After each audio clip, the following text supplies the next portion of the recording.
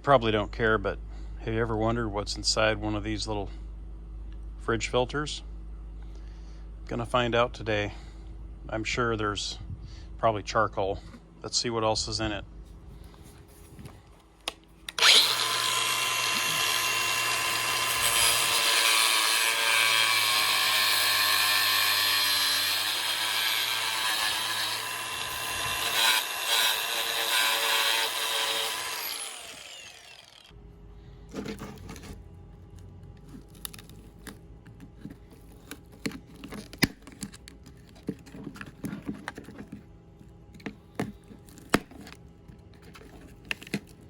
Obviously there's the charcoal.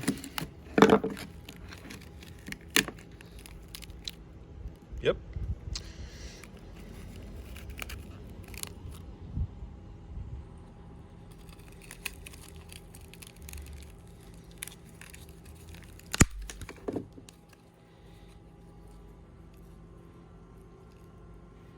All right, so the water goes in here.